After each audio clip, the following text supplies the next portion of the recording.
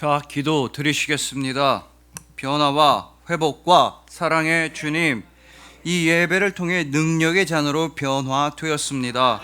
주님의 말씀을 통해 복음의 일꾼으로 전진합니다. 기도를 통해서 주님의 사랑을 지금 이 순간 체험합니다. 이 모든 것이 주님의 은혜이며 능력이며 사랑입니다. 주님을 사랑합니다.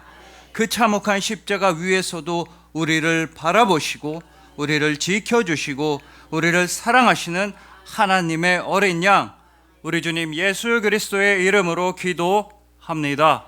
아멘. 자, 오늘은 물이 변하여 라는 말씀으로 주님의 은혜를 함께 나누도록 하시겠습니다. 여러분, 김영봉 목사님은 사람은 가도 사랑은 남는다 라는 책에서 이런 이야기를 들려주십니다.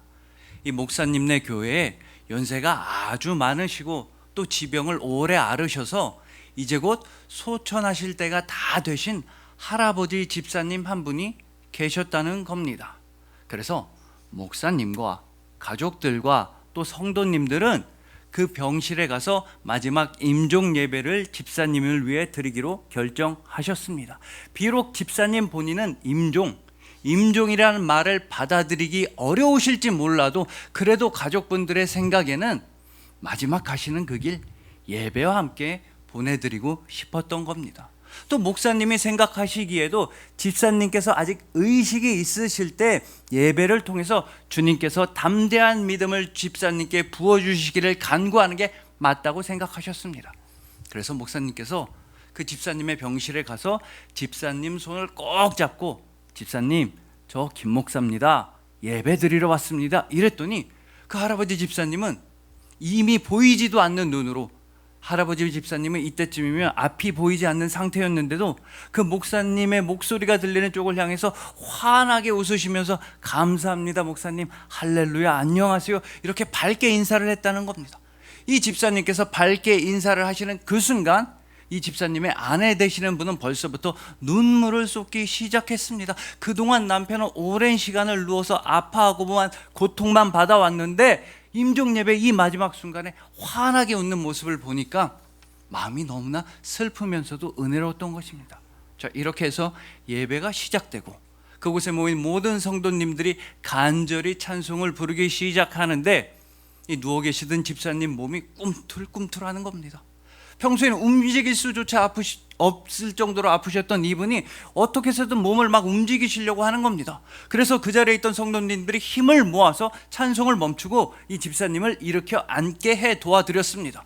그 순간에 목사님께서는 지금까지 부르던 찬송을 멈추고 예수 사랑하심은 이 찬송을 간절히 함께 부르자고 말씀하셨습니다. 그래서 성도님들이 예수 사랑하심은 성경에 써있네, 날 사랑하심 이렇게 열심히 찬송을 부르니까 다 죽어가시던 이 집사님의 얼굴에 생기가 막 돌기 시작하는 겁니다. 마치 젊은 사람, 힘이 넘치는 사람처럼 얼굴이 환하게 변화했으며 눈에도 초점이 맞춰지면서 같이 병문안 오신 성도님들을 한 분 한 분 바라보게 되었던 것입니다. 그 병실에 있는 모든 사람들은 이런 기적과 은혜에 깜짝 놀라게 되었습니다. 자, 이렇게 해서 그 집사님께서는 이 땅에서의 마지막 성찬을 받게 되셨고 이 땅에서의 인생에서의 가장 행복하고도 놀라운 경험을 하시고 하늘나라로 가시게 되었던 것입니다. 주님께서 예배를 통해 죽음의 공포를 다 이겨내게 해 주셨으며 밝고도 웃으면서도 환한 모습으로 하늘나라로 향하도록 은혜를 베풀어 주셨던 것입니다.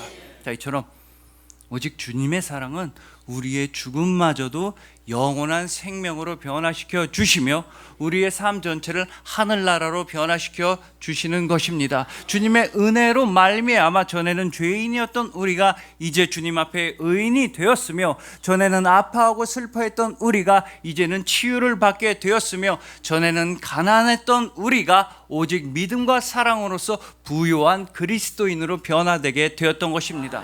그리고 오늘 본문에서도 정말 놀라운 변화가 일어나고 있습니다. 바로 예수님께서 물이 변하여 포도주가 되는 그 기적을 일으켜 주신 것입니다. 마찬가지로 그 예수님께서는 동일하게 여러분의 삶 역시도 아무런 맛도 없고 아무런 향기도 없는 맹물이 아니라 여러분의 삶을 능력의 맛과 사랑의 향기가 나는 천국의 생명수로서 예수님께서 직접 말씀하시고 변화시켜 주셨던 것입니다. 그래서 오늘은 오늘 본문 말씀을 통해서 그러하신 예수 그리스도의 향기와 복음과 은혜와 능력으로만 온 세상을 충만하게 채워나가는 우리 모두가 되기를 소망해 봅니다.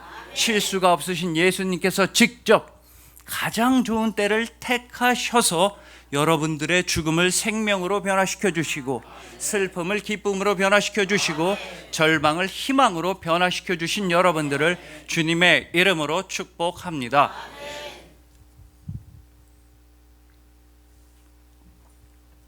자, 먼저 오늘 본문은 여러분들이 너무나 잘 아시는 내용입니다. 가나의 혼인잔치. 그 혼인잔치에서 예수님은 공생의 사역 최초의 기적을 베푸셨습니다. 물이 변하여 포도주가 된 것입니다. 자, 그런데 이 오늘 본문 1절을 보시면 너무나 의미심장하게도 예수님과 제자들이 그 혼인잔치에 가기 이전에, 그보다 먼저 그 혼인잔치에는 예수님의 어머니 마리아가 가 있었다고 증언하고 있는 것입니다. 여러분, 이 혼인, 결혼, 혼인과 관련해서 마리아는 도대체 어떤 사람이었습니까? 마리아는 요셉과 결혼하기 전에 약혼까지만 한 상태에서 아기 예수님을 성령의 능력으로 잉태했다는 이유로 결혼과 관련해서 최악의 결혼이 될 뻔한 인물입니다. 최악의 위기를 맞을 뻔한 사람이었습니다.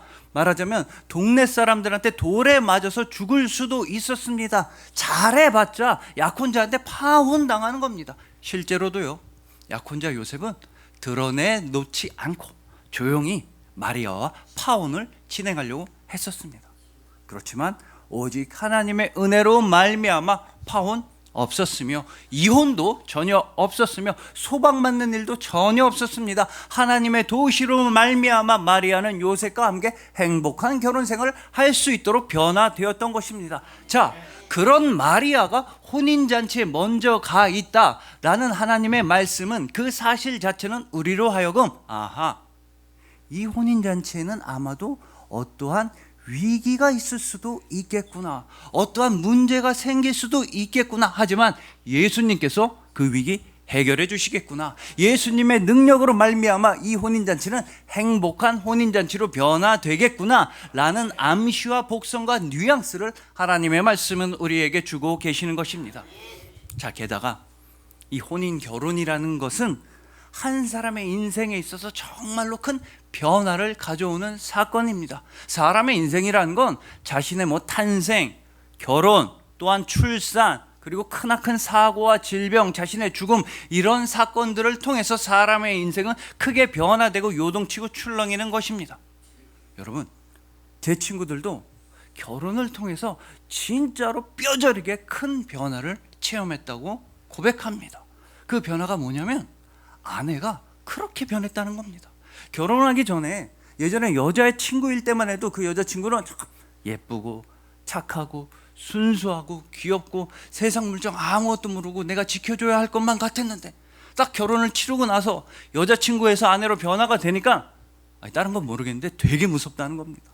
남편의 속마음을 다 꿰뚫고 있다는 겁니다.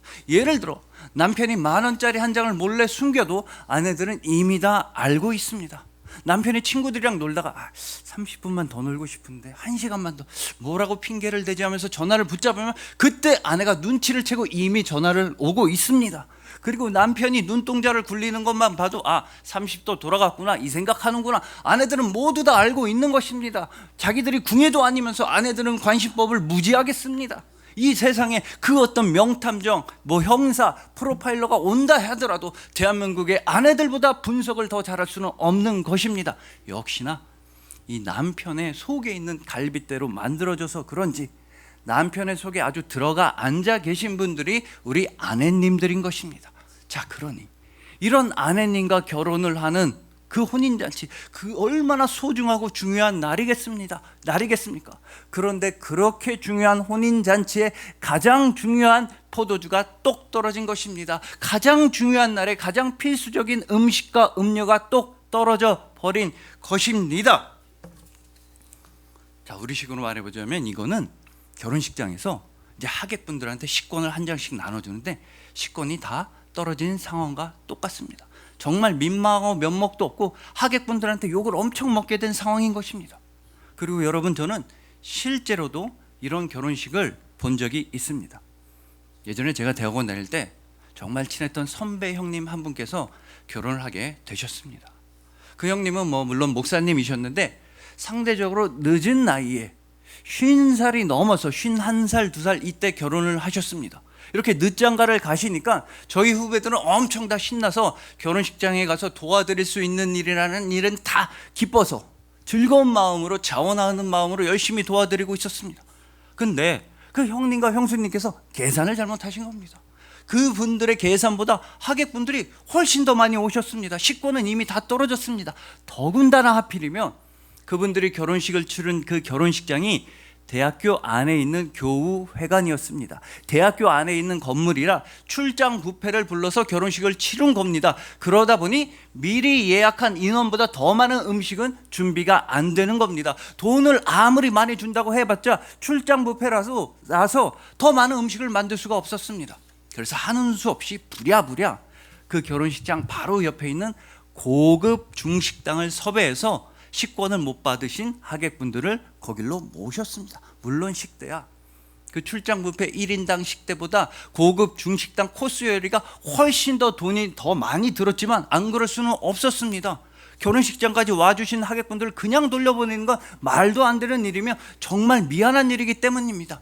마치 이러한 위기 상황이 오늘 본문에서도 벌어진 것입니다. 가장 중요한 날에, 가장 소중한 날에 가장 필수적인 포도주라는 음료가 똑 떨어져 버린 위기 상황이 찾아온 것입니다. 그리고 이렇게 중대하고 심각한 위기 상황을 가리켜서 우리는 뭐라고 말하느냐 하면 인생이라고 부르는 것입니다. 여러분 한번 생각해 보십시오. 결혼식 하는 날입니다. 그러면 신랑과 신부가 계산과 예상을 안 해봤겠습니까? 장소는 어디가 좋을지, 시간대는 어디가 좋을지, 하객은 몇 분이나 오실지, 어떤 음식을 몇 인분을 어떻게 준비해야 하는지, 하객들을 위해서 신랑과 신부 또 모든 가족들은 모여가지고 100번은 더 넘게 계산과 예상과 시뮬레이션을 해봤을 것입니다. 가장 소중한 날이니만큼 아무런 탈도 없고 아무런 문제도 없이 가장 행복하고 아름답게 진행하고 싶었을 것입니다. 하지만 뜻대로 되지가 않았습니다. 그래서 인생입니다. 그 중요한 포도주가 다 떨어졌습니다. 그게 인생입니다. 가장 행복해하고 싶었던 그 날이 오히려 반대로 가장 손가락질 당하고 가장 비참하고 가장 욕을 많이 먹는 날로 변하게 생겼습니다. 이래서 인생인 것입니다. 절대로 우리의 예상과 계산과 생각과 욕심과 의지대로 흘러가 주지가 않습니다. 그걸 가리켜서 우리는 인생이라고 부르는 것입니다. 그러한 인생의 가장 큰 위기의 한복판에서 예수님의 어머니 마리아가 조용히 움직이기 시작합니다. 예수님의 어머니 마리아는 예수님을 찾아가서 본문 3절에서 큰일 났다, 이 결혼식장에 포도주가 다 떨어졌다, 어떡하냐라고 오직 예수님께 말씀드렸던 것입니다. 바로 여기에 예수님의 어머니 마리아의 가장 지혜롭고 현명한 면모가 놓여져 있는 것입니다.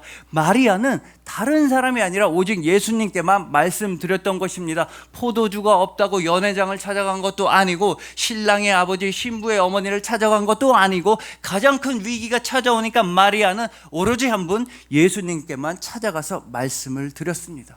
그리고 오직 예수님께만 말씀드리자 물이 변하여 포도주가 되었습니다.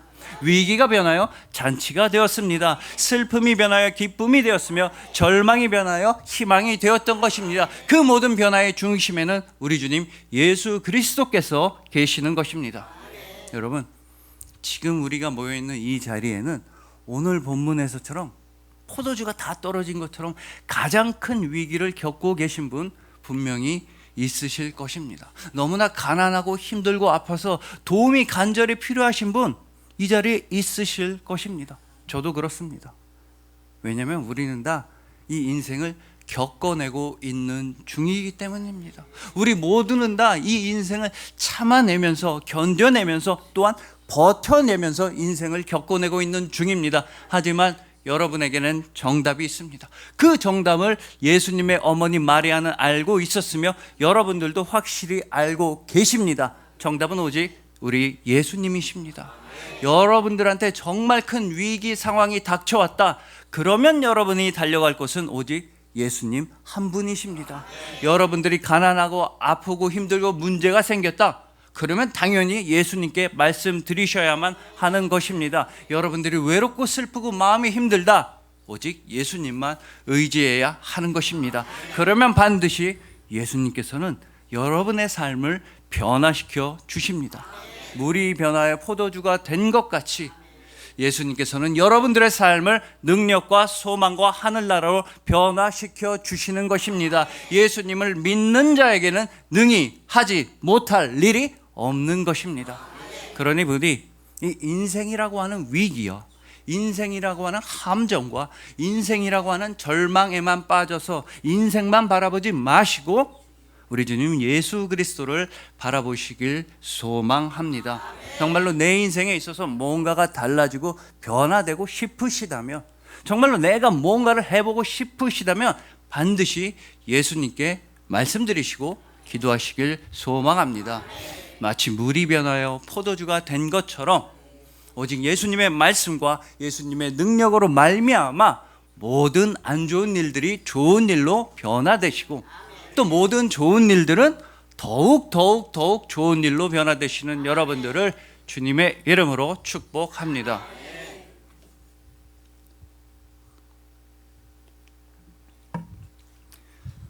자, 다음으로 오늘 보면 10절에서 이 혼인잔치의 연회장은 이런 반응을 보였습니다. 야, 보통 다른 결혼식장에 가면 처음에만 좋은 포도주 내주는 척 하다가 나중에 취한 다음에는 엉망인 포도주를 내주는데 이 결혼식장에서는 나중에 더 좋은 포도주를 주는구만, 막 이랬습니다.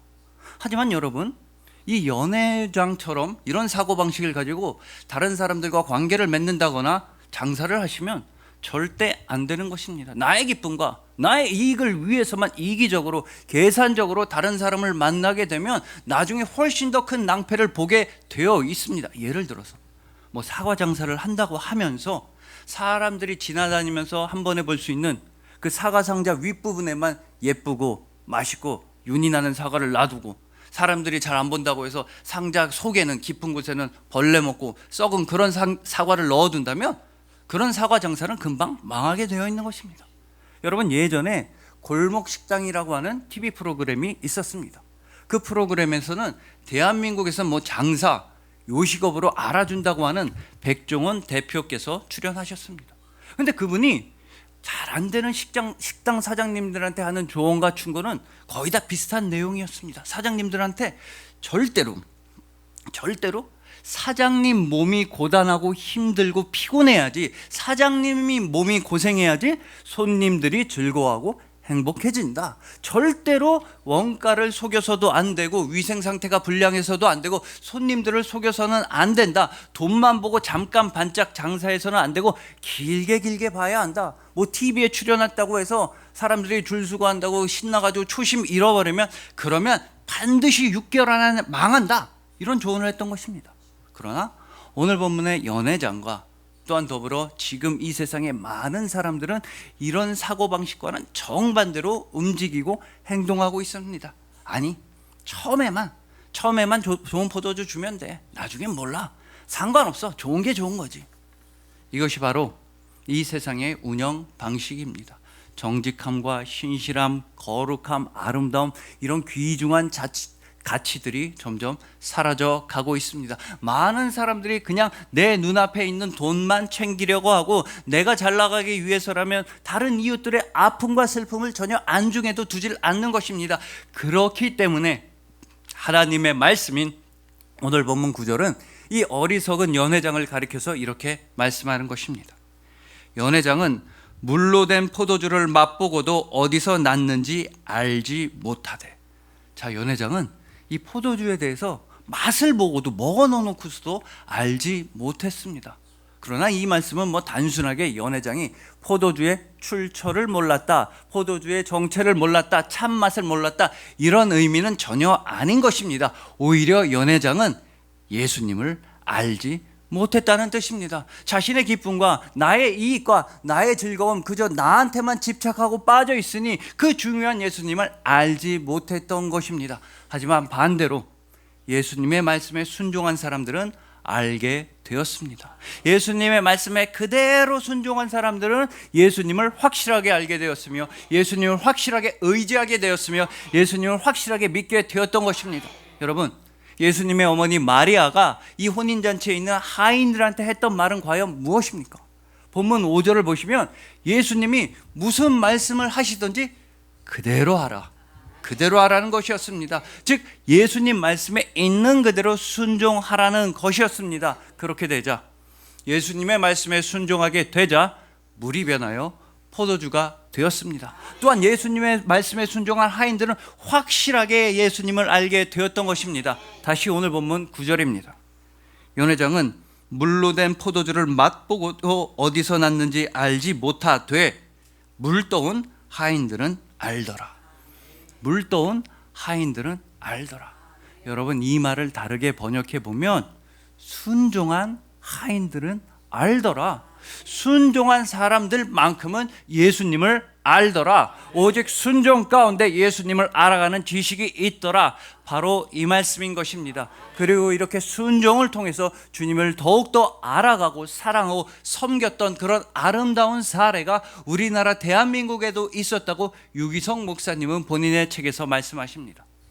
자, 여러분, 예전에 6.25 전쟁이 터졌을 때 한경직 목사님께서 담임하시던 영락교회는 그때 하필이면 교회 건물을 건축 중이었습니다.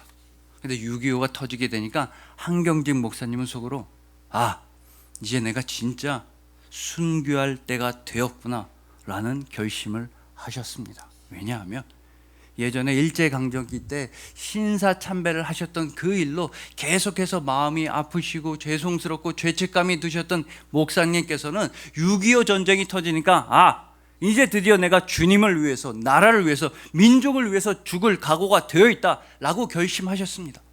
근데 6.25라는 큰 전쟁이 터지니까 동시에 교회에서도 장로님들끼리 모여서 회의를 열었습니다.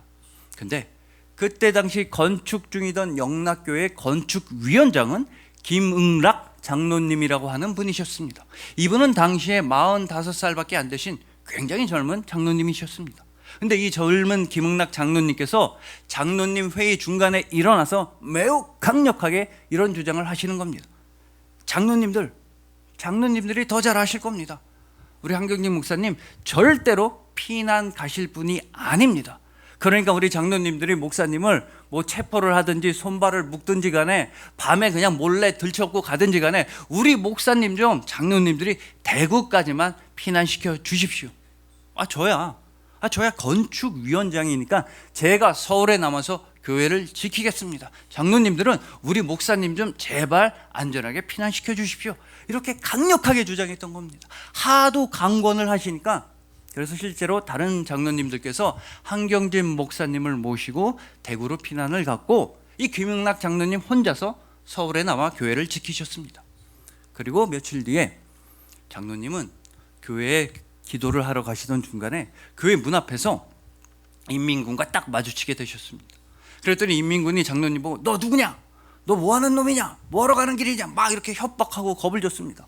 그러자 장로님은 너무나 떳떳하게 나는 이 교회 장로요. 이 교회 장로니까 나는 교회 기도하러 가는 길이요. 이렇게 당당하게 말씀하셨습니다. 그러자마자 인민군들은 몰려와서 이 장로님을 끌고 가서 몹시 심한 고문과 구타를 했다는 겁니다. 그렇게 많이 맞으시고 며칠 뒤에 풀려난 장로님은 곧바로 어디로 향하셨겠습니까? 또 교회로 가셨습니다. 장로님이시니까 교회에 기도하러 가셨습니다. 그리고 얼마 뒤에 교회랑 아주 가까운 곳에서 교회로부터 정말 몇 미터 떨어지지 않은 곳에서 이 김응락 장로님은 인민군들의 총에 맞아 순교하시게 되었던 것입니다. 나중에 서울이 수복되고 나중에 서울로 다시 돌아오신 한경직 목사님께서는 그 순교하시는 장면을 직접 목격한 증인으로부터 이 사실을 전해 들었다고 하십니다. 그러면 한경직 목사님의 마음이 과연 어떠했을까요? 여러분, 이 한 분 김응락 장로님 이 한 분의 수고와 희생과 노력이, 바로 이분의 순종이, 바로 이분의 그 흘리신 피가 한경직 목사님의 목회와 오늘날 영락교회 밑바탕과 디딤돌이 되어 주었던 것입니다.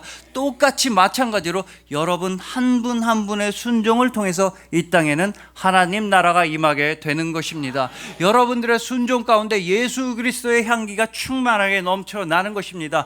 여러분들의 순종을 통해서 땅끝까지 복음이 전파되는 것입니다. 왜냐하면 우리의 참된 순종을 위해 우리 주님 예수 그리스도께서 먼저 본을 다 이미 보여주셨기 때문입니다. 예수님은 우리 보고 순종을 잘 하라라고 하늘의 영광을 버리실 만큼 예수님은 순종하셨으며, 낮고도 낮은 이 땅에 오시기까지 예수님은 순종하셨으며, 십자가에서 죽기까지 예수님은 순종하셨던 것입니다. 오로지 여러분들에게 순종을 알려주시고 여러분들을 살려주시고 여러분들을 사랑하시기 위함이었습니다.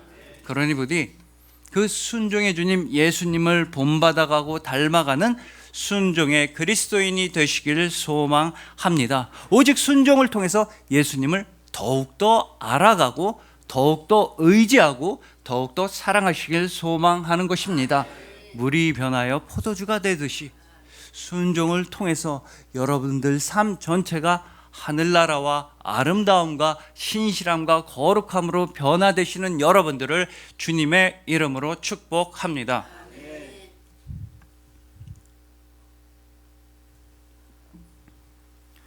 자, 이제 마지막으로 예수님의 어머니 마리아가 예수님한테 아들아 큰일 났다, 지금 결혼식장에 포도주가 다 떨어졌다, 이거 어떡하냐, 이런 말을 전하자 예수님께서는 오늘 본문 4절에서 이러한 대답을 하셨습니다. 예수께서 이르시되 여자여 나와 무슨 상관이 있나이까, 내 때가 아직 이르지 아니하였나이다. 자, 여러분 얼핏 들으면 너무나 냉정해 보이고 진짜로 불효자스러워 보이는 이 말씀에서 예수님이 힘을 주어서 말씀하신 건 바로 내 때, 예수님께서는 내 때, 예수님의 때에 대해 오늘 본문에서 말씀하시는 것입니다. 그렇다면 여러분 도대체 예수님의 이 때에 예수님의 시간은 과연 언제입니까? 그리고 왜 하필이면 예수님은 다른 데도 아니고 혼인잔치에서 이 말씀을 하셨던 것이며, 더군다나 그냥 혼인잔치도 아니고 포도주가 다 떨어져 버린 혼인잔치에서 예수님께서는 예수님의 때에 대해 말씀하셨던 것입니까? 그 이유에 대해 알기 위해서 우리는 예수님께서 다시 한번 자발적으로, 예수님께서 스스로 다시 한번 포도주를 베풀어 주신 때, 그때를 살펴봐야 합니다. 마치 오늘 본문에서 포도주를 만들어 주시고 포도주를 공급해 주신 것과 똑같이 예수님은 훗날 다시 한번 포도주를 베풀어 주시고 나누어 주신 적이 있었으니, 그때가 바로 최후의 만찬입니다.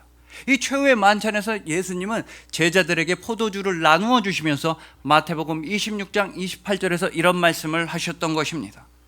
이것은 죄 사함을 얻게 하려고 많은 사람을 위하여 흘리는 바 나의 피 곧 언약의 피니라.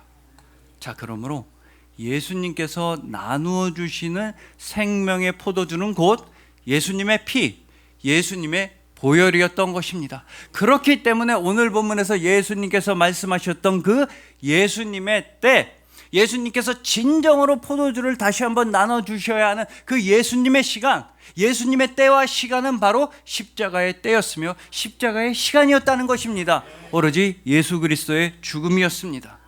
자, 그러니까 여러분 오늘 본문에서 모두가 기뻐하고 신나하는 그 혼인잔치 중에서도 예수님께서는 혼자서만, 예수님 홀로 죽음의 십자가를 바라보고 계셨다는 뜻입니다. 모두가 포도주에 취해서 비틀거리고 모두가 만취해서 별 의식도 없는 그런 엉망진창인 혼인잔치 가운데에서도 예수님만큼은 홀로 진통제와 마취제로 사용되는 신포도주를 받길 거부하실, 고통을 온전히 감내하실 죽음의 십자가를 바라보고 계셨던 것입니다. 모두가 한마음 한뜻이 되어 단 한 사람도 빼놓지 않고 모두가 하나 되어 왁자질 것 행복한 그 혼인잔치 가운데에서도, 한 명도 빼놓지 않은 혼인잔치 가운데에서도 단 한 명, 예수님 혼자서만 아무런 도움 없이 그 누구도 함께하지 않고 혼자서 외롭게 겪어가시고 죽어가실 십자가를 바라보셨던 것입니다. 모두가 즐겁고 기뻐하고 행복한 혼인잔치 중에서도 예수님은 홀로 그 참혹하고 끔찍한 십자가를 보고 계셨던 것입니다. 왜냐하면요, 예수님은 또 다른 혼인잔치를 준비하고 계셨기 때문입니다. 바로 어린 양의 혼인잔치입니다. 여러분들이 하나님의 어린 양 예수 그리스도의 영원한 신부가 되는 그 혼인잔치, 여러분들에게 영원한 생명이 약속되는 그 혼인잔치, 여러분들에게 무한한 사랑이 부어지는 그 어린 양의 혼인잔치를 예수님께서는 홀로 묵묵히 예비하고 계셨던 것입니다. 그 영광스러운 어린 양의 혼인잔치가 열려지기 위한 유일한 준비물은 바로 예수 그리스도의 깨어진 몸과 흘리신 피였습니다. 바로 예수님의 죽음이었으며 오로지 예수님의 사랑이었던 것입니다. 그 예수님의 깨어진 몸과 흘리신 피를 기억하는 날이 바로 오늘, 예수님의 십자가 죽음을 기념하는 날이 바로 오늘, 예수님의 영원하신 사랑에 감사하는 날이 바로 오늘, 바로 오늘 거룩하고 귀한 성찬 주일인 것입니다. 우리 주님 예수님께서는 그만큼 죽기까지 여러분을 사랑하시는 것입니다. 그리하여 물이 변하여 포도주가 된 것 같이 여러분의 죽음이 변하여 생명이 되시고, 슬픔이 변하여 기쁨이 되시고, 절망이 변하여 소망이 되신 여러분들, 오직 참된 순종을 통해서 예수님을 더욱더 알아가고 더욱더 의지하고 더욱더 믿고 사랑하시는 여러분들, 오직 예수 그리스도의 그 십자가 보혈로서 어린 양의 신부가 되신 귀하고 거룩한 성찬주일의 여러분들을 진심으로 사랑하고 축복합니다. 기도 드리시겠습니다. 변화와 회복과 사랑의 주님, 이전까지는 아무런 맛도 없고 아무런 향기도 없는 그저 맹물에 불과했던 우리를 은혜의 맛과 사랑의 향기가 나는 천국의 생명수로 변화시켜 주시니 감사합니다. 힘들고 슬프고 아플 때일수록 더욱더 주님만 바라보며 주님만 신뢰하며 주님을 더욱 사랑하게 하여 주시니 참으로 감사합니다. 오직 참된 순종을 통해 예수님의 능력과 예수님의 변화와 예수님의 사랑을 몸소 체험합니다. 오직 순종으로써 우리 주님 예수님을 더욱더 사랑합니다. 예수 그리스도의 보혈만이 우리의 생명이요 우리의 소망이요 우리의 사랑 되십니다. 그 보혈의 능력 참으로 놀라우며 참으로 감사합니다.